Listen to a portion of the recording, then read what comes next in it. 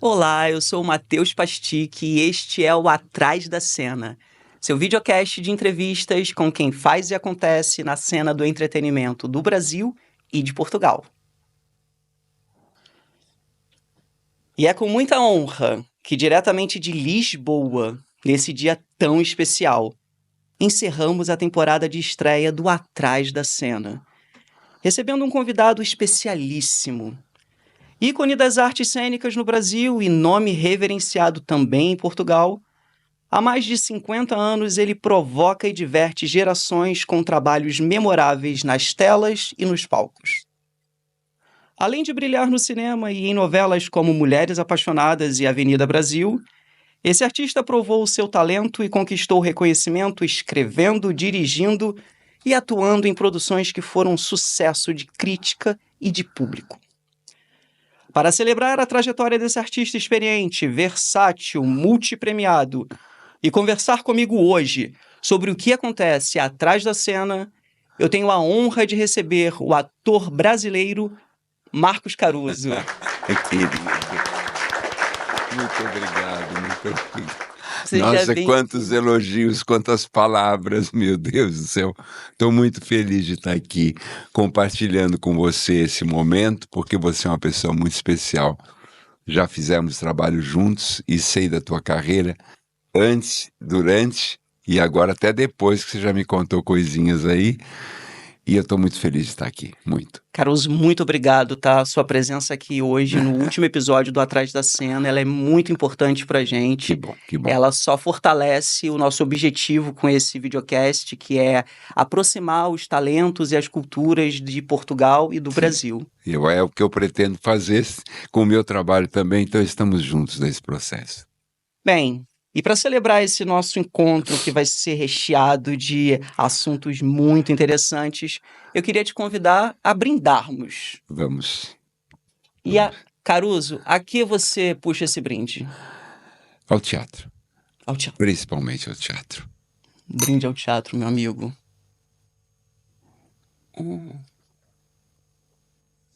Graças a Que Deus. delícia. Vamos lá. Então, Caruso, nessa primeira temporada do Atrás da Cena, eu tô começando o bate-papo sempre com a mesma pergunta. Que é uma pergunta que, pra mim, você sabe, né? Eu sou caracterizador, ela é muito importante, né? Ela me marcou muito. Que foi a primeira vez que eu entrei dentro de um camarim. Eu me lembro que eu fazia... Vou revelar agora, hein, gente? No último episódio, eu vou revelar a primeira vez que eu entrei num camarim. Eu fazia curso de teatro no antigo Teatro de Lona da Barra da Tijuca, no Rio de Janeiro. E no final do curso, eles deram a oportunidade de fazer a peça, e aí só no final mesmo do ano que a gente entrou dentro do camarim. Até então os camarins ficaram fechados. E aquilo me marcou muito, né? Claro que pra mim, especialmente, porque depois foi onde eu trilhei minha carreira. Mas eu queria saber de você, Caruso. Você se recorda qual foi a primeira vez que você entrou dentro de um camarim? Quando eu tinha 16 anos, 15 anos, e eu morava em frente à Biblioteca Monteiro Lobato, em São Paulo, e eu me mudei logo para lá e fui até a biblioteca para tirar um livro para uma pesquisa e vi assim, precisa-se de crianças, jovens para grupos de teatro. Eu saí da biblioteca circulante, já entrei ali naquela porta e vi o que era aquilo. E estavam precisando de atores, eu entrei, jovens, atores amadores, eu entrei, já estavam fazendo uma leitura, eu fiz a leitura, aí falei, e lá atrás que tem? Subi num palco que era muito baixinho e eu vi um camarim. O camarim estava escrito assim, com carvão, cubículo infecto. Porque era um cubículo horrível, era um lugar assim que cabia uma pessoa, se eu fizesse assim com os braços, eu não cabia.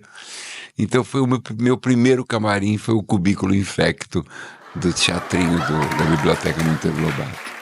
Conta pra gente, Caruso, o que esse espaço representa pra você como ator? É um espaço que eu gosto de chegar antes e sair correndo depois. Eu entro no teatro sempre 2 horas antes e adoro ficar em camarim. Foi em camarins que eu aprendi muito com os grandes atores com os quais eu trabalhei. Eu via que a Maria Della Costa, eu via que a Cleide Diáconis, eu via que o Sadi Cabral, que esses grandes atores chegavam mais cedo para fazer suas maquiagens. A Maria Della Costa chegava 3 horas antes. A Eva Vilma chegava 3 horas antes. O Johnny Herbert chegava, a Nair Belo, com pessoas com as quais eu trabalhei, Desi Gonçalves. Então, por que eu ia chegar na hora do espetáculo? Ou meia hora antes do espetáculo? Eu chegava 3 horas antes. E eu sentava no camarim e ouvia as histórias que eles tinham para contar, as histórias das suas experiências artísticas, as suas histórias de vida. Então foi nos camarins que eu fui aprendendo as grandes histórias de vida e as histórias de grandes espetáculos que os nossos atores mais velhos realizaram. Falando agora sobre o início da sua trajetória, em depoimentos e em entrevistas você conta que foi uma montagem do musical Minha Querida Lady, estrelado por Bibi Ferreira, Paulo Autran e Jaime Costa, que despertou o seu interesse por estar em cena. Por que esse espetáculo que você assistiu quando era criança te marcou tanto? Eu acho que foi o teatro, meu querido, foi o teatro, não foi especificamente o espetáculo. Quando eu entrei, foi a primeira vez que eu entrei num teatro adulto, até então eu tinha 10 anos de idade, eu só ia em teatro infantil, mas essa era uma peça liberada para crianças. Quando eu entrei no teatro e assisti do balcão e vi a peça lá embaixo, os atores lá embaixo, minha tia-avó disse que eu teria dito no intervalo, eu quero ir ali, eu quero estar ali. Porque o que me encantou, claro, tinha Bibi Ferreira, Paulo Autran, os dois maiores atores do meu país. Tinha um musical, tinha tudo uma coisa lúdica, cenários, figurinos, era lindo. Mas eu acho que era aquela caixa, aquela magia, aquele sagrado, aquele momento de exposição que eu gostaria de ter. E de transmissão de alguma coisa, porque com essa peça eu ri, eu me emocionei. Então eu queria ser aqueles atores ali. Você acha que foi essa sua experiência ali que te despertou a vontade de iniciar dentro das artes? Um pouco antes, porque minha avó era costureira e ela fazia os retalhos de costura. Eu sempre ajudava minha avó com 7 anos de idade. Eu tinha exatamente 7 anos. E eu ajudava a enfiar a linha na agulha, a fazer o retrós da máquina, a botar a correia da máquina no lugar que sempre saía. E eu pegava os retalhos e ficava costurando também. E fazendo bonequinhos. E com esses bonequinhos eu divertia as freguesas, enquanto elas esperavam a prova de roupa, com um pano que eu punha em cima da mesa de jantar da minha avó. Então ali começou porque eu via muito teatro de bonecos na minha infância, e eu quis imitar. Então ali começou o ator, o autor, o diretor, o cenógrafo, o figurinista, os efeitos especiais também, fazia coisas explodirem. Começou tudo ali. Olha, Caruso, apesar dessa relação forte que você desenvolveu com o teatro na infância e na adolescência, a sua formação acadêmica no começo da fase adulta não foi nada ligado às artes, e sim na faculdade de Direito. Como é que se deu esse desvio na sua trajetória artística? Uma necessidade do meu pai ter uma segurança de que se eu não desse certo como ator, eu tinha um diploma e poderia fazer outra coisa. E claro que ele me deu opções, ele falou, você tem que ter um diploma. E dentre todas as opções, eu achei que o direito era a melhor, porque em último caso eu ia para o tribunal de júri, punha aquela beca e representava um pouco. Mas ele me matriculei, quer dizer, fiz vestibular, entrei na faculdade de Direito, no Lago São Francisco, e quando no primeiro dia também estava escrito assim, precisa de atores para o grupo de teatro do centro acadêmico. E eu fui de manhã para a aula e voltei à meia-noite. Meu pai quase ficou desesperado. Que é isso? Onde é que você se meteu? Não tinha celular na época. Falei, eu entrei para o grupo de teatro da faculdade. Ele falou, mas você vai fazer direito ou vai fazer teatro? Falei, eu acho que eu vou fazer teatro direito. Você acha que o ambiente acadêmico que você viveu teve alguma influência na criação dos 2 grupos de teatro que você ajudou a fundar durante a ditadura, ali na época de 1970?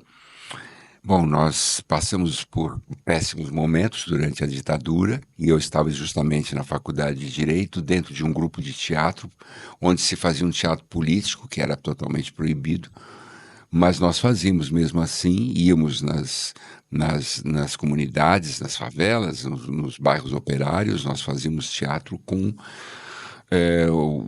textos censurados, mas falando através de metáforas, as coisas que tinham que ser faladas a favor da liberdade e contra a truculência que era aquele momento. Eu acho que isso fez com que eu fosse fundador de dois grupos. Não só eu, como todas as pessoas. O César Vieira, que era o nosso mestre e autor das peças, teve um momento em que todos foram presos e eu, por sorte, por uma gripe, eu saí mais cedo do espetáculo e não fui preso. Não aconteceu nada com eles, graças a Deus, ficaram presos por 2, 3 dias. Mas aquilo me atemorizou muito, porque eu não queria fazer teatro para ser preso. Eu queria fazer teatro porque eu amo fazer teatro. Eu amo emocionar, fazer o público, o meu semelhante, rir, se divertir, se emocionar, refletir principalmente. Então eu queria fazer teatro. Eu não queria fazer teatro para ser preso. E eu, nesse momento, por medo mesmo, eu me afastei do grupo. Depois voltei, mas era um momento terrível, e eu não queria passar por aquilo. Mas eu fiz um bom tempo esse trabalho, que eu acho que foi um dos trabalhos mais importantes da minha vida. Sem dúvidas, foi uma época do nosso país muito difícil. Muito. Bem, Caruso, daqui a pouco a gente volta a falar da sua longa e bem-sucedida trajetória nos palcos. Agora eu gostaria de falar de alguns dos seus personagens de maior sucesso na TV. Personagens esses que ajudaram a tornar você conhecido e respeitado não só no Brasil, mas também aqui em Portugal. E a gente vai começar falando do Carlão, de Mulheres Apaixonadas, sucesso de Manuel Carlos, do ano de 2003. O Carlão era um homem que vivia com a esposa, os filhos e os pais aposentados num mesmo apartamento. A trama desse núcleo ganhou muita repercussão ao longo da novela e lançou um debate importante sobre os direitos dos idosos. Me conta, Caruso, na fase de leitura dos roteiros, você já sabia que essa questão dos maus tratos contra os idosos seria abordada?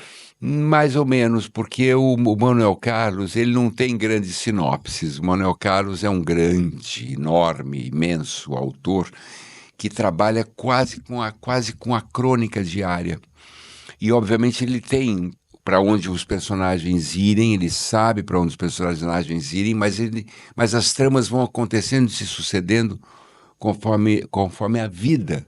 Ele é um cronista da vida. Então eu sabia que eu tinha 2 pais idosos, que eu ia ter uma relação com a minha filha um pouco tumultuada por conta desses maus tratos, mas a partir dos maus tratos, o público foi pedindo que esse pai desse um corretivo nessa filha.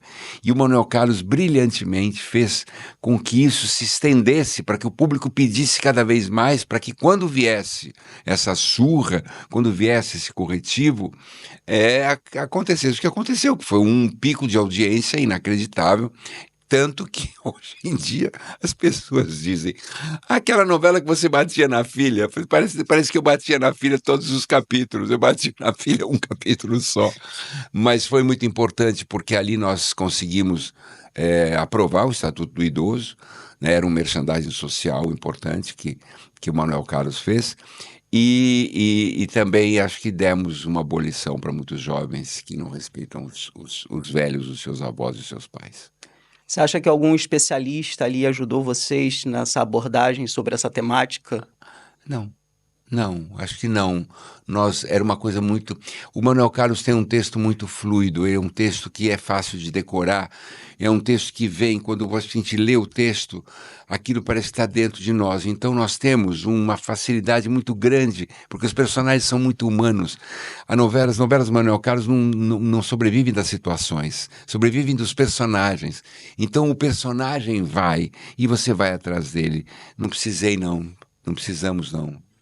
Durante a novela, como você falou, causaram muitas repercussões as cenas em que a Doris, vivida por Regiane Alves, maltratava os avós Leopoldo e Flora, interpretados pelos saudosos Oswaldo Lousada e Carmen Silva. Como era a preparação para essas cenas? Elas que costumavam ser bem fortes. Conta pra gente. Você já falou aí que não tinha muito, que o Manuel Carlos... O Manuel Carlos tinha essa característica de enviar os textos muito Muito em em cima cima. da hora, né? Isso. Tinha algum tempo que vocês conseguiam, quando vocês recebiam essa cena, para se preparar? Olha, eu posso falar da cena da surra, que foi uma cena onde eu dei 12 cintadas na Regiane Alves, na Doris. E essa cena foi terrível porque quando nós lemos a cena, eu falei, bom, finalmente esse homem vai tomar uma atitude. E eu liguei para a Regiane e falei, meu Deus, eu vou te dar cintadas. Ela falou, Caruso, de Deus, eu estou morrendo de medo. Eu falei, eu também, como é que vai ser feito isso? O Ricardo Waddington, que era o diretor, arrumou um cinto cenográfico, obviamente, um cinto que não era um cinto de couro, mas parecia couro. E nós fizemos a cena. Ela chorou, eu chorei, gritamos, falamos, acabou a cena, fomos para casa. Quando foi 11h30 da noite, o Ricardo Waddington telefona tanto para ela quanto para mim e diz assim, nós vamos ter que refazer essa cena. Como refazer a cena? Porque o cinto ficou muito falso. Cada vez que você levantava para bater, o cinto ele dava ficava no ar assim como muito leve.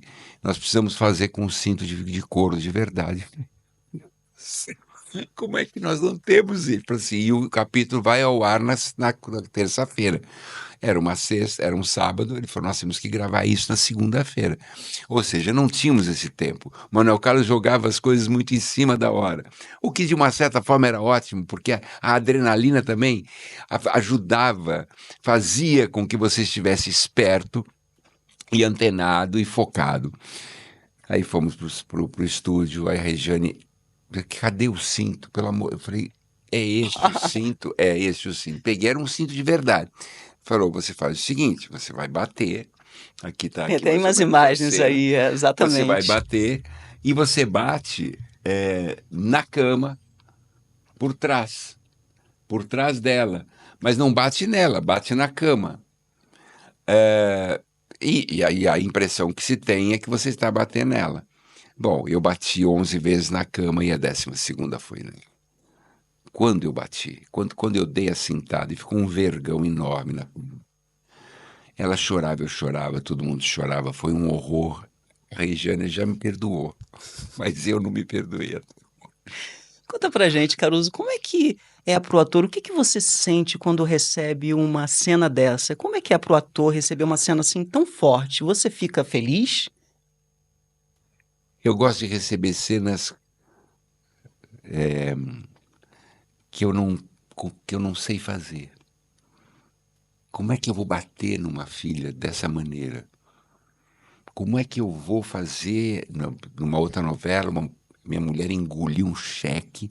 Como é que eu vou na outra matar uma pessoa? Eu preciso descobrir essas ações que não são minhas próprias, de mim mesmo, em mim. Eu não posso buscar muletas do lado de fora, eu não posso pedir ajuda aos universitários. Eu tenho que descobrir onde é que está o assassino em mim. Se eu tenho que matar alguém, o meu instinto assassino que tenho dentro de mim, na hora que eu vejo uma barata e mato com violência, por exemplo, eu tenho que usar esse instinto assassino ao matar uma barata, que eu odeio, tenho nojo, e matar uma pessoa com a mesma relação do instinto. Então, que está em mim, não é postiço, não vem de fora. Então, quando eu recebo uma cena dessa, eu tento procurar em mim onde é que está essa sensação, onde é que está essa vivência. Por isso que o ator tem que ser curioso, por isso que o ator tem que estar no meio das pessoas, no meio do público, não tem que se fechar nos carros, nas janelas, não tem que se esconder nos apartamentos, nos hotéis. O ator tem que estar vivo. Eu tenho que encher o meu filtro, encher de informações, porque na hora que eu abrir a torneira tem que sair alguma coisa. E para sair alguma coisa de vivência, eu tenho que viver. Foi terrível, mas eu fui descobrir em mim onde é que estava esta vontade de corrigir um filho, uma filha. Que maravilha, Caruso, que história impressionante. Agora, olha, pela primeira vez no nosso videocast, nós vamos fazer uma pergunta com um convidado surpresa. É, diretamente do Brasil, gente. Uma surpresa para o Caruso. Vamos descobrir qual é essa pergunta e quem é esse convidado.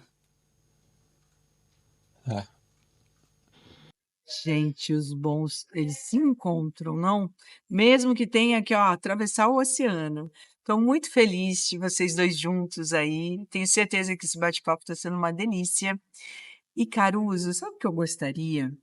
Eu não vou fazer uma pergunta, eu vou fazer um pedido. Eu queria que você contasse para o Matheus aquela história que você me contou lá em Mulheres Apaixonadas e que eu uso para minha vida inteira, que é aquela história de quando você pega no braço de alguém e fala: "Só vocês para fazer uma coisa como essa", e sai, vira as costas e vai embora. Então eu quero que você conte para o Matheus essa história que para mim é a melhor. E é isso, um beijo grande, tô morrendo de saudade de você. Tô aqui em São Paulo, pertinho aqui da onde você morava, e toda vez que eu ando nesse bairro eu lembro muito de você, tá? Um beijo, Matheus, e parabéns. Que lindo. A Regiane é minha amiga, minha filha eterna, os filhos dela eu falo que já sou avô deles. Ai, como eu gosto. Muito obrigado, querido. Muito obrigado por esse momento lindo de rever a Regiane. Não, essa história é bobagem, porque essa história é o seguinte, é que eu já mudei, eu já não sou mais assim. Que antigamente eu ia ver uma peça de teatro com colegas, com amigos, e achava uma porcaria. O espetáculo era ruim, a direção era ruim, até a interpretação deles era alguma coisa, não funcionava e eu não gostava da peça. Então, o que eu vou falar para a pessoa? Eu chegava no camarim, Caruso, eu falei, querido, olha, pegava no braço, só você para fazer uma coisa assim. Só você. Eu falava, muito obrigado, e ia embora. Eu me livrava do problema. Só que agora não mais. Você vai ficando mais velho, vai ficando mais sábio, vai ficando mais seletivo, Eu não minto mais. Eu não minto em arte. Eu não tenho o direito de mentir em arte. Eu minto no palco. No palco eu minto, porque eu sei que o público sabe que eu estou mentindo e ele tem que acreditar na minha mentira. Eu tenho que fazer com que a minha mentira seja absolutamente verdade para que ele acredite e saia feliz do espetáculo. Mas fora do palco, eu não posso mentir para colegas. Eu não posso mentir em arte. Então, se eu não gosto de um espetáculo de um colega, eu digo, parabéns. Acabou o espetáculo, eu digo, parabéns. Porque parabéns eu tenho que dar. Foi um esforço que ele fez para estar ali. E digo mais, e se ele disser gostou, eu digo, gostei de muita coisa, de outras coisas eu não gostei, mas depois você me liga, porque isso não é hora de falar. E vou embora. É incrível, porque 20% das pessoas ligam para saber. 80% das pessoas não ligam, porque não querem saber. E aqueles que ligam, falam, Caruso, o que você não gostou, que você falou ontem, que tem umas coisas que você não gostou? E eu falo. E ele discute comigo. E ele diz, não, mas você está errado. Eu digo, mas por quê? E dessa discussão nasce uma luz. Ou para ele ou para mim. Então eu acho que a mentira não é saudável em arte. E eu acho que um ator do seu potencial, quando dá um feedback desse, é maravilhoso, né? A gente tem que adorar, na verdade, né? Mas olha, sinceramente, eu acho que essa coisa do potencial é relativo. Claro que eu tenho uma experiência, eu tenho ferramentas, eu constituí nos 50 anos de profissão, 52 de anos de profissão, eu constituí muita base, muita ferramenta, mas eu não sou o dono da verdade, ao contrário. Jovens atores me ensinam muito e eu quero aprender muito com eles. Eu estou trabalhando agora aqui no espetáculo, o Checkmate, aqui em Lisboa, que tem um jovem ator de 20 e poucos anos, o Ivo Lucas, que todos os dias me dá um toque. Ele diz assim, Caruso, eu peço desculpas, mas posso dizer uma coisa? Claro, pode, não, deve. Então, assim, eu tenho muito a dar. Acho que tenho mesmo. Minhas experiências podem servir para alguém. Mas eu quero receber. Eu quero, eu preciso, eu tenho urgência em receber. Que maravilha, Caruso. Realmente você nos ensina muito. E olha, para encerrar esse bloco de novelas, eu queria falar do Leleco, de Avenida Brasil. Essa novela de João Emanuel Carneiro, que já é um clássico da teledramaturgia brasileira, e na qual, assim como você, eu tive a oportunidade de trabalhar fazendo parte da equipe de caracterização, que foi assinada por Gil Santos e Alê de Souza. Tem uma história interessante sobre o teste que você fez para esse papel.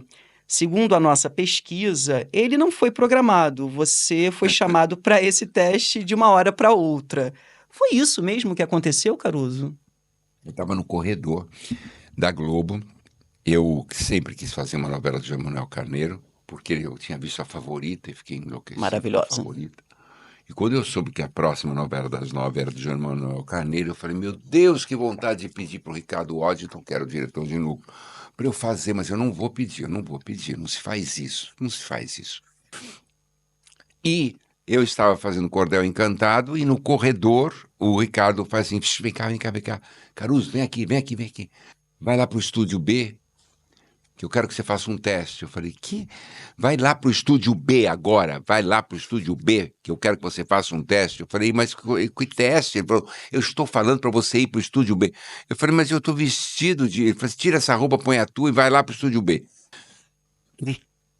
Fui, tirei a roupa, fui para o estúdio B e fiz um teste com 3 atrizes, 4 ou 5 atrizes para fazer a Tessália. Ele falou, pega esse texto aqui, decora e você vai fazer o teste com ela e com ela. Eu fiz assim, mas o que é isso? Ele falou, estou pedindo para você decorar esse texto. Eu falei, mas eu tenho que voltar, porque eu estou gravando a novela no estúdio A.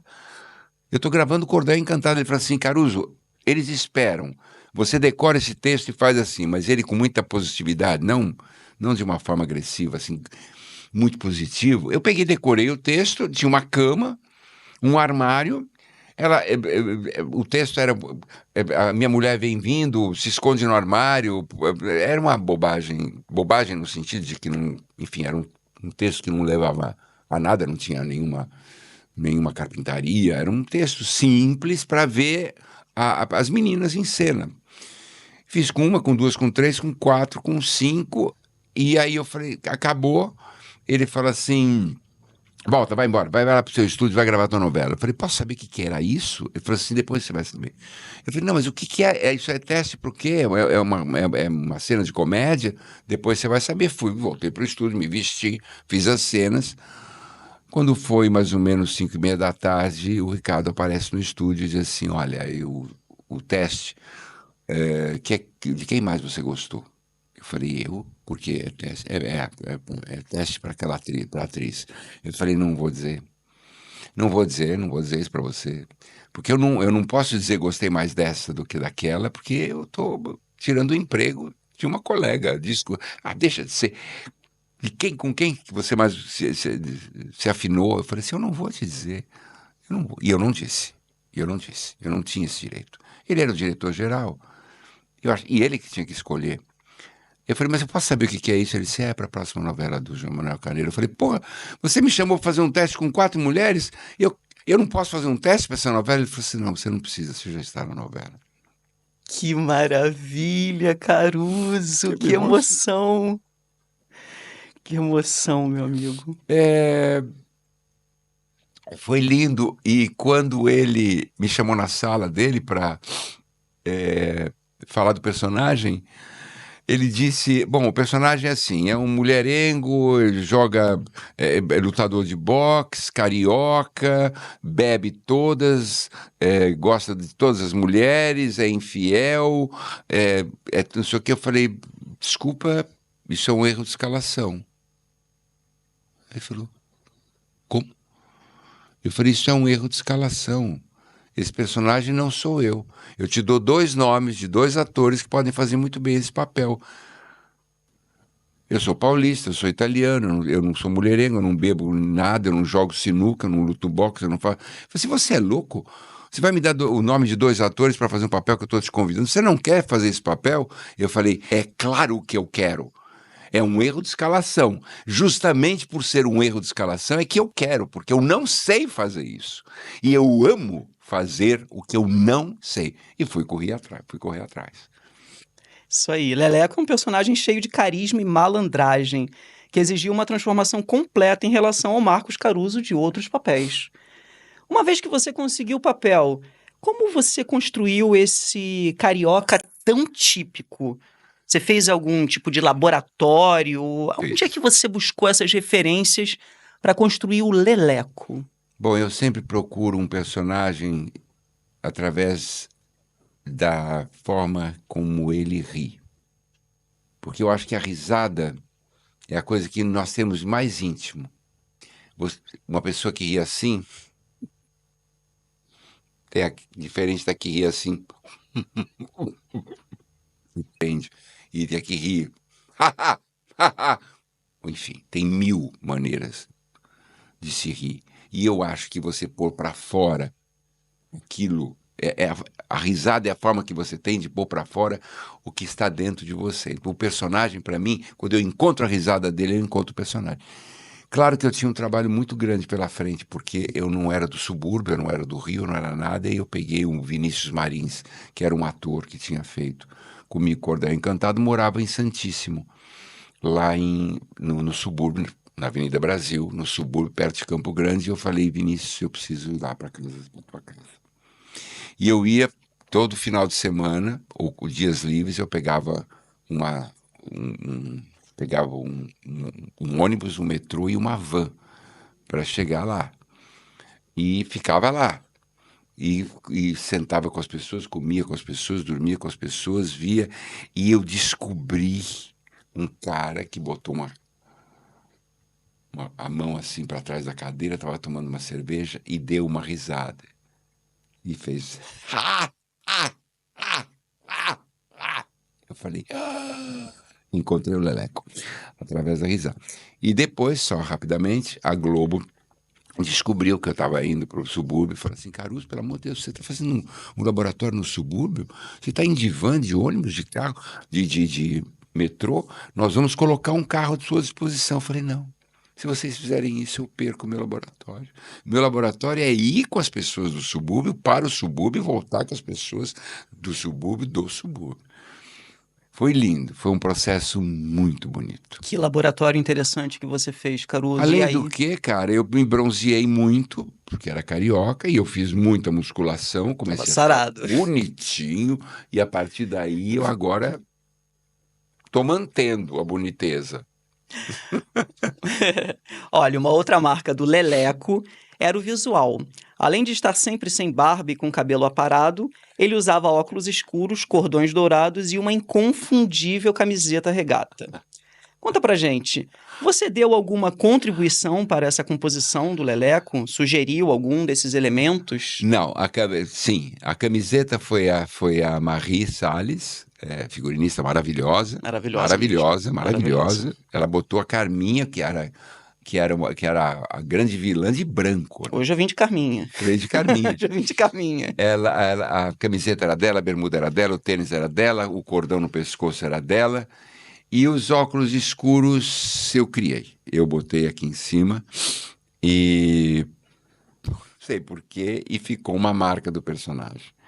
Os óculos escuros era da Marie Salles, mas o fato de ter colocado aqui, eu nunca usei óculos aqui, sempre o personagem, a novela inteira ficou aqui. É verdade, Caruso. E até que ponto você acha que esses detalhes de figurino, de caracterização, eles ajudam na interpretação do ator? Total, pelo amor de Deus. E por mais que eu tenha criado na minha cabeça e experienciado essa coisa da risada, como é que ele anda? Como é que ele anda se ele tem o figurino mais fechado, ele anda de uma maneira. Se ele tem um figurino mais solto, é de outra maneira. Se ele tem o cabelo penteado, quer dizer, aqui é pouco, mas eu já fiz até novela com peruca. Ou se ele tem o cabelo raspado, muda. Ou se ele tem um bigode, ele usa a mão. Então, assim, a caracterização, para mim, o figurino, eles dão um toque final. Eu preciso do caracterizador e do figurinista. Na novela, os jantares na mansão da família Tufão ficaram marcados pelos famosos pratos requintados preparados por Nina, personagem de Débora Falabella, e pelas discussões e trocas de farpas que aconteciam à mesa. O Atrás da Cena quer saber, Caruso, quem fazia a comida que era servida lá em cena? Um chefe de cozinha maravilhoso, não sei nem agora, desculpe, talvez me perdoe, não sei se era um ou se eram outro, vários. Mas tinha uma cozinha montada na Globo, dentro do estúdio, tinha uma cozinha montada para que esses pratos fossem, porque era cenas de almoço e jantar e café da manhã, direto, né? A família toda se reunia à mesa. Mas era tudo com chefes de primeiríssima qualidade. E era liberado comer à vontade? Muito, mas muito, muito. Olha, eu nunca comi tanto e tão bem em toda a minha vida trabalhando como quando comi. As pessoas sempre de casa têm muita curiosidade de saber, né, Caruso? Quando vocês fazem cenas assim comendo, como é que você se prepara antes? Você deixa de comer para poder comer em cena ou não? Imagina, a gente não deixa de... Primeiro, eu não deixo de comer nunca, porque eu sou um comilão, eu preciso tomar café da manhã mesmo, almoçar mesmo, jantar mesmo e comer antes de dormir. E à tarde comer tomar um lanche. Agora, essa cena, não adianta você ficar sem comer, porque você vai gravar 5 cenas de almoço, 2 de café da manhã e 1 de jantar, naquele dia, por exemplo. Vai que o diretor diz assim, os pratos já estão no fim, já estão só sujos. Danou-se. Você ficou sem comer, não vai comer. E também é tudo muito misturado, não existe uma cronologia, né? Para quem não sabe, não existe uma cronologia. Nós gravamos uma cena de almoço, depois gravamos uma de jantar, depois gravamos um café da manhã, depois gravamos um outro café da manhã, depois gravamos um jantar, depois gravamos um café da manhã, depois gravamos o almoço. Quando chega na última cena de comida do dia, você não quer nem olhar mais para aquilo, mas você tem que comer. Essa é a nossa profissão, enganar vocês. Uma inovação dessas cenas era que os personagens falavam ao mesmo tempo, como realmente acontece numa grande mesa de jantar. Como eram os ensaios para garantir a naturalidade dessas sequências? Chama-se Amora Maltner. Você sabe que eu lembro também desse momento ali do início da Mansão Tufão, eu me lembro da Amora, exatamente. Mas Amora, praticamente, ela é uma diretora genial. Ela praticamente não marcava a cena. Marcar significa você vai para lá, quando você fala isso, você vem para cá, depois você levanta, depois você senta. Ela não marcava a cena. Ela falava, passem o texto e se movimentem no cenário como vocês quiserem. Então nós já sabíamos que o meu lugar era mais ou menos no sofá, o lugar da... Quem era mais ou menos aí. Então a gente meio que trocava e saía. E na mesa todo mundo já tinha o seu lugar, então não tinha muito o que ensaiar, porque eram todos sentados. Como nós estávamos muito felizes em fazer essa novela, muito felizes. Sabíamos que essa família estava agradando muito ao público e a nós mais ainda. E éramos muito criativos, porque ali só tinha um elenco de primeiríssima qualidade em termos de criatividade, né? Murilo Benício, Dani Esteves, Liliane Giardini, o Juliana Casarré, e a Falabella e eu, e a Letícia Snar e a menina, a gente botava caco. É o que se diz aqui em Portugal, bucha. É o que a gente ficava inventando coisas e falava assim, não, mas isso eu não posso falar, gente, desculpe, isso não está no meu personagem. Então eu dava pro Murilo. O Murilo também falava, mas agora você podia falar não sei o que aqui. E a Amora se divertia muito, nós tivemos muita liberdade de criação com a Amora. Até o momento em que ela resolveu colocar um microfone em cada um. E ela só captava aquilo que interessava. Isso dava um problema sério para a pós-produção, mas fez com que essa família ficasse natural. E a partir de Avenida Brasil, tenho certeza, mudou-se o conceito de teledramaturgia. De teledramaturgia. Sim, sim, Você não fica esperando a deixa para dar a sua fala. Com certeza. E conta pra gente, Caruso, os diretores Amora Maltner e José Villamarim, eles, na hora que que aconteceu o convite ali da novela, eles apresentaram alguma referência de filme, de algum outro trabalho que pudesse inspirar vocês? Eu não me lembro, sinceramente, devem ter sim, porque a Amora é toda cheia de referências, Zé Luiz Villamarim também, ele é um esteta, ele é um homem de uma cultura muito grande e de artes plásticas e de fotografias. Claro que devem ter mostrado referências, assim como a figurinista, assim como a caracterização. Mas eu não me lembro. Eu acho que, no meu caso, era um cara do subúrbio. Talvez de camiseta regata mesmo, mas eu não me lembro assim no sentido de que, bom, eu vou atrás dessa referência. Eu fui atrás da referência no subúrbio. Se eu tivesse que fazer um cara que vivia em Paris, que vivesse em Paris, eu não ia poder ir até Paris. Gente, tá acontecendo? Peraí. Telefone? Que isso? É sempre assim, né, Caruso? O telefone toca no meio da entrevista, dá uma atenção na gente, né? Mas a gente continua. Mas esse telefone, eu vou te dizer uma coisa. Ele não tocou à toa. Ah, não? Não. Ele tocou para anunciar que vai começar agora o nosso quadro de perguntas 1, 2, 3, testando.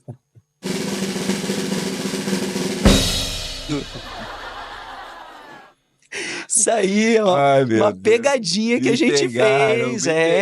Eu falei, será que eu paro de falar? Não paro de falar. Eu queria fazer isso com os nossos convidados, sabe? Para poder exatamente pegar esse momento. E foi muito gostoso. E é isso. Esse quadro, Caruso, é um quadro de perguntas que a gente faz. São 3 perguntinhas sobre o mundo do entretenimento. Tá. A nossa ideia é poder trazer curiosidades para o público que está em casa, geralmente com assuntos que são poucos falados. E aí, Marcos Caruso, está preparado? Fica tranquilo, vamos lá. Então, pergunta número 1. A Globo produz novelas desde 1965. Neste mesmo tempo, suas produções ganharam qualidade, relevância e também o mundo. Qual a novela da TV Globo detém o título de mais vendida para outros países? Escrava Isaura. Vou te dar, calma que eu vou te dar 3 opções. Já acertei, sem precisar me dar. Vamos lá. Opção A, A Vida da Gente? Não. Opção B, Totalmente Demais? Não.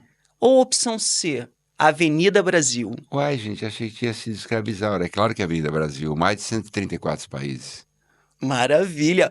Parabéns, tá certíssimo, Caruso acertou. Exportada para 148 países, 148, a Avenida Brasil lidera o ranking de novelas mais vendidas da Globo, que é completado também por Totalmente Demais, que teve 135 compradores. Que legal. E por A Vida da Gente, vendida por 132 países. Gente. Que eu não imaginava, né? Se a gente ganhasse o dinheiro de todas essas vendas, nós seríamos tão felizes. Vamos lá, gente. Pergunta número 2. Autor de sucessos como Avenida Brasil e Da Cor do Pecado, João Emanuel Carneiro também roteirizou várias produções para o cinema. Qual filme, co-roteirizado por João Emanuel Carneiro, ganhou vários prêmios internacionais no final dos anos de 1990? Gente. Vou te dar 3 opções, Caruso. Vamos lá. Opção A, A Partilha? Não. Opção B, Central do Brasil? Não. Ou opção C, Deus é Brasileiro? Deus é brasileiro. Deus é brasileiro? Deus é brasileiro. Tem certeza, Caruso? Primeiro que Deus é brasileiro, né? E segundo que Deus é brasileiro. João Emanuel Carneiro, que inclusive rima brasileiro com carneiro, é ele mesmo. Será que o Caruso acertou, Claro gente? que sim. Não? Não. A Partilha não foi, a Miguel Falabella. Central do Brasil. O lançado em 1998, protagonizado por Fernanda Montenegro e Vinícius Oliveira, e teve o João Emanuel Carneiro como um dos co-roteiristas. Uma curiosidade aí para as pessoas. E nunca mais o João Emanuel Carneiro vai me chamar para fazer novela dele. Eu não sabia que Central do Brasil tinha sido co-roteirizado por ele. Se eu não me engano, acho que foi um dos primeiros, Olha, inclusive. obrigado atrás da cena, porque eu aprendi mais uma aqui com você. E Central do Brasil participou de vários festivais também, conquistando entre eles os prêmios do Urso de Ouro de melhor filme e Urso de Prata de melhor atriz, ambos no Festival de Berlim. Sim. Vamos lá, Caruso, pergunta número 3. Você faz parte da última montagem da Escolinha do Professor Raimundo, do genial Chico Anísio. Quantos personagens Chico Anísio, considerado um dos maiores comediantes do Brasil, criou ao longo da sua carreira? 3 opções para o Caruso, gente. Opção A, 29 personagens. Não. Opção B, 79 personagens. Ou opção C, 209 personagens. Foram muitos, hein, Caruso? Eu não acho que isso não chegou a 209, não. Se chegou, é crível, porque ele era um gênio. 79. 79? Será que o Caruso acertou, gente? Vamos ver.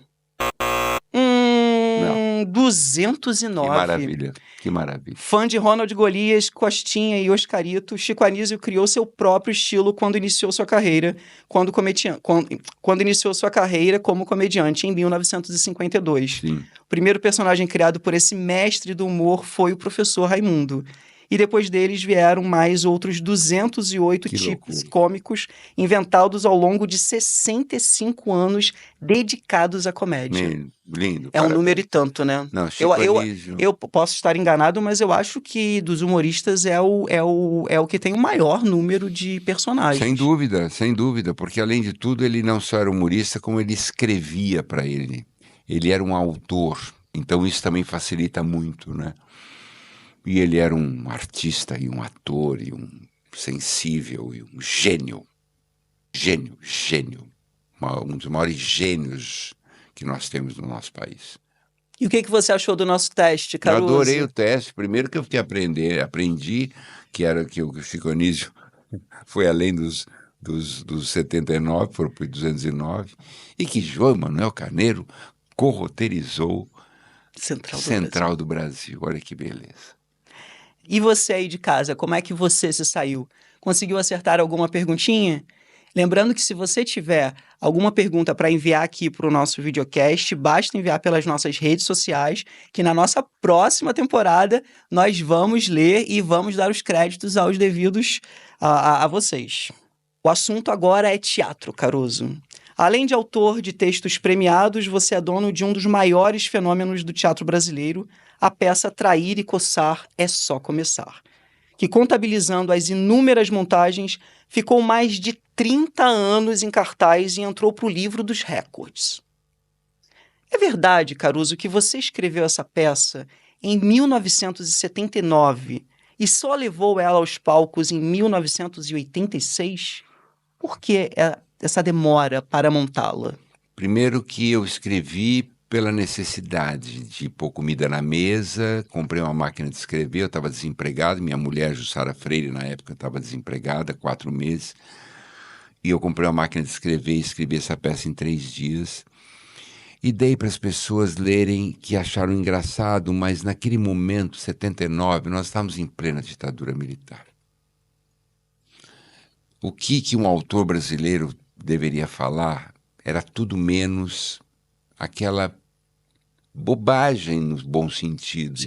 Era um fazer rir do nada, de uma troca de casais, de um entra e sai, de uma bate-porta, troca de identidades. Então diziam, Caruso, a peça é ótima, mas não é o momento de um autor brasileiro fazer isso. Vamos escrever sobre, né, mesmo com metáforas, vamos escrever sobre a nossa realidade. E eu deixei ela na gaveta. acabei arrumando um emprego, claro, minha mulher também, fomos sobrevivendo e 6 anos depois, quando deu abertura política em 85, em 86 a peça estreou e só parou agora, em 2019, 2020, por conta da pandemia. Então ela ficou 34 anos em cartaz, é um recorde incrível, é a terceira peça no mundo com maior tempo em cartaz. Caramba, Caruso. E teve em cartaz em Lisboa. Ficou aqui em Lisboa, no Casino Lisboa, durante 1 ano e meio, foi ao Porto, fez o Portugal inteiro com enorme sucesso. A que você atribui o sucesso desse espetáculo, que também virou filme em 2006? Sim, com a Adriana Esteves fazendo o papel principal. Eu acho que qualquer sucesso, para você atingir qualquer sucesso, você precisa ter uma união de qualidades.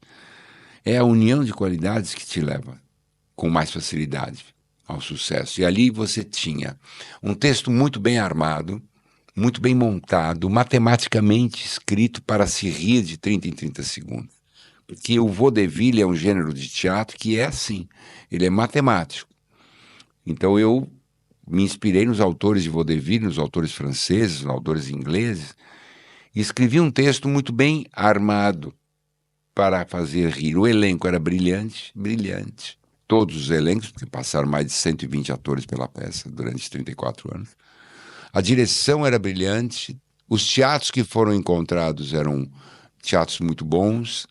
Então tudo fez com que a peça fizesse sucesso. Claro que um sucesso de 5 anos, você fala, gente, isso já é demais. De 10 anos, então, é inconcebível. Mas um sucesso de 34 anos, eu não acredito até hoje. Porque era um momento que o público de teatro já tinha até se esgotado e quem ia ver a peça era gente que nunca tinha ido ao teatro. Por quê? Porque numa mesa de 4 pessoas, 3 pessoas falavam da peça e aquela quarta não tinha assistido. Ela dizia, então eu vou. E começou a chegar no teatro pessoas que vinham de ônibus, que vinham a pé, que queriam ver que fenômeno era aquele. Realmente, é inacreditável. As peças que você dirige, escreve e em que você atua costumam ser carregadas de críticas sociais. E não é diferente em Xeque Mate, espetáculo que estreou em setembro e no qual você ficará 9 meses em cartaz aqui em Portugal. Verdade. Temos até aí umas imagens do espetáculo. Fala um pouco mais pra gente desse espetáculo, uma adaptação da comédia Caixa 2, de Juca de Oliveira. Que história é essa? Conta pra gente, Caruso. A história de um banqueiro que é corrupto, né? E o bancário, que trabalha no banco dele, acaba por receber um cheque indevidamente depositado na conta da esposa, porque é quase o NIB, é o mesmo da conta para a qual ele ia destinar o cheque, e é um cheque de 10 milhões de euros que acaba por cair na conta do bancário. E a mulher do bancário diz assim, não, esse dinheiro é meu. E ele fala, não, esse dinheiro é meu. E aí tem uma briga. Então o que você imagina que uma pessoa que ganha 3 mil euros por mês faria com um cheque de 3 milhões, de 10 milhões na sua conta? E o que faria esse empresário, esse banqueiro, enfim, com medo disso cair na comissão de inquérito. Então essa é a comédia muito bem escrita pelo Juca de Oliveira, que fala abertamente de personagens da política, da economia, do jornalismo do Brasil, e foi muito bem adaptada, e esses personagens todos aparecem, personagens da realidade portuguesa aparecem hoje no texto, e o público adora. Essa adaptação foi feita pelo Henrique Dias, um brilhante adaptador. E eu convido vocês aí, ao Casino Lisboa, para assistir esse grande espetáculo. Eu também, eu vou te dizer que eu já assisti e é um espetáculo maravilhoso com um grande elenco. Conta pra gente, Caruso, como é que foi, como que surgiu o convite para fazer parte desse projeto dirigido pelo brasileiro Carlos Arthur Thierry? É isso? É isso, ele é neto da Tônia Carreiro, uma das nossas maiores atrizes. Ele é um homem de teatro, mas não foi a partir dele não que eu recebi o convite, foi da Plano 6, que é uma das produtoras do espetáculo. E eu tenho muito orgulho de estar em Portugal hoje sendo reconhecido pelo teatro. Todas as vezes que eu vim a Portugal, eu era o ator da novela. É o ator que fez aquela novela, aquele papel, o pai da Doris, o marido de não sei o quê. De um determinado tempo para cá, e olha que eu venho a Portugal com teatro desde 2001. De um tempo para cá, eu diria de uns 7, 8 anos para cá, eu não sou mais reconhecido na rua apenas pelas novelas que eu fiz, eu sou reconhecido por ser um homem de teatro, porque eu já vim com várias produções para cá. E o público sabe que eu sou um homem de teatro, que eu não venho aqui porque acabei de fazer uma novela no Brasil, então venho explorar o sucesso do meu personagem fazendo uma peça. Eu venho com a seriedade de fazer um trabalho que eu faço no Brasil, agora em Portugal. Tenho muito orgulho de ser reconhecido como ator de teatro e acho que por isso o convite da Plano 6 é um convite imperdível. A Globo me liberou para vir para cá por 10 meses. Imperdível porque eu estou contracenando com um elenco português, o elenco todo é português. Eu sou o único brasileiro. É uma dificuldade, foi uma dificuldade muito grande esses ensaios, foi muito difícil. O português fala muito rápido, o português é muito ágil, eles são... E eu esperava a minha deixa, já tinha passado, dizia, gente, vocês estão na página 17, eu estou na 14 ainda. Mas está sendo uma experiência gloriosa, porque eu estou vendo o teatro português, o ator português de teatro, e com um tempo de 10 meses eu estou podendo conhecer os meus colegas de profissão de Portugal, atores, autores, diretores, e quero fazer cada vez mais um intercâmbio entre Brasil e Portugal, porque isso nós precisamos. Temos muito na música, temos muito na literatura, temos no futebol, mas no teatro nós temos muito pouco. E quais são as principais diferenças que você acha que existe entre Brasil e Portugal em relação ao teatro? Eu acho que é simples. O Brasil vê teatro, Portugal ouve teatro. Quanto mais parafernália cênica tiver, quanto mais mudança de cenário, de luz, de figurino, você quer ver o que vem mais, quer ver o que vem mais pela frente. Claro que eu tô talvez exagerando, talvez eu esteja exagerando, eu não quero fazer com que isso seja uma tônica conclusiva. Mas o brasileiro quer ver teatro. O português ouve, porque ele conhece, ele é o dono da palavra. O português tem a memória da escrita.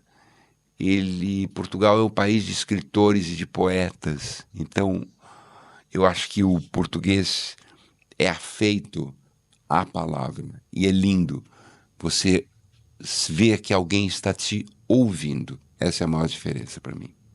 Que lindo, Caruso.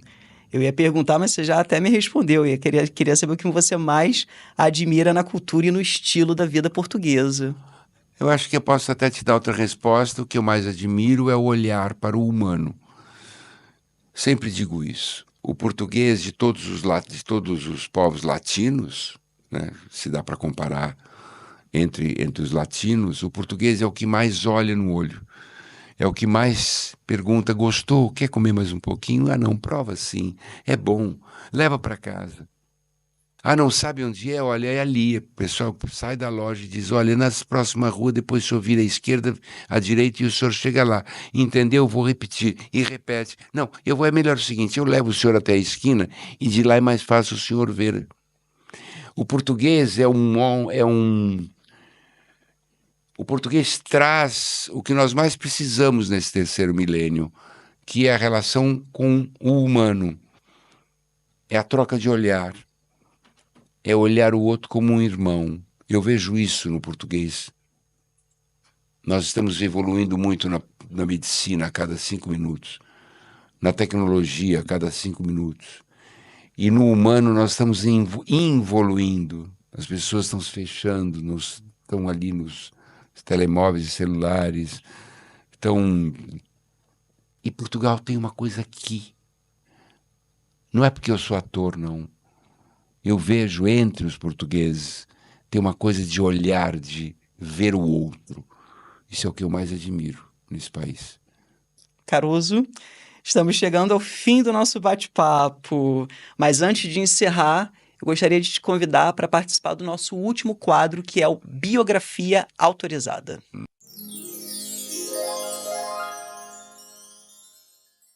Então, Caruso, que história que aconteceu atrás da cena que você incluiria na sua biografia autorizada? Acho que é o seguinte, talvez poucas pessoas saibam, eu sou um ser humano muito curioso e obstinado. A curiosidade e a obstinação é que levam você a andar para frente. Porque o que é aquilo? Eu vou atrás. Então você tem a curiosidade e depois você tem a obstinação de saber o porquê daquilo. Isso está atrás da cena. Isso fez com que eu me tornasse, a minha curiosidade e a minha obstinação fizeram com que eu me tornasse ator, autor, diretor, encenador, dirijo teatro, dirijo televisão, escrevo para cinema, para teatro, para televisão, atuo no teatro, no cinema, na televisão. Eu abri um leque de opções enorme que a minha profissão me permite abrir. Isso por conta de uma coisa que está atrás e que ninguém vê, só se vê o que está na frente. Ah, ele fez essa peça, ele dirigiu aquela peça, ele trabalhou naquela coisa, naquele filme. Mas o que está por trás disso? A minha curiosidade e a minha obstinação. Eu acho que se você quer vencer naquilo, ter sucesso, não sucesso de glamour, de páginas, de revistas, de rede social, de seguidores. Sucesso é ser bem-sucedido naquilo que você se propôs a fazer. Se você quer ser bem-sucedido naquilo que você se propõe a fazer, você tem que ter curiosidade e obstinação. Meu amigo, olha, sem palavras. Juro por Deus, eu tô... Que bom. Foi muito emocionante pra mim, sabe, Caruso? Eu tô muito feliz, muito feliz. Muito obrigado pela sua presença aqui, a sua ilustre presença aqui no Atrás da Cena. Foi lindo conhecer um pouco mais de algumas curiosidades dos seus personagens. Muito obrigado mesmo. Obrigado. Eu tô feliz também. E obrigado você também que nos acompanhou aqui até o final da nossa temporada do Atrás da Cena. Eu queria convidar a todos que assistam todos os outros episódios também. É muito importante que vocês curtam, compartilhem, indiquem para os amigos, para a galera do meio artístico, que a gente consiga levar esse videocast para todos. Um conteúdo legal, bacana, um conteúdo rico. E é isso, gente. Esse foi o Atrás da Cena e eu aguardo vocês na nossa próxima temporada em 2025. Muito obrigado. Ele é muito carismático, você é muito carismático. Você é muito carismático, você faz muito bem, cara. Sério, Caruso. Olha, você sabe que meu lindo. você me deixa... Eu fico sem palavras, né? Sabe que no dia lá do teatro eu não consegui nem falar. Meu Deus,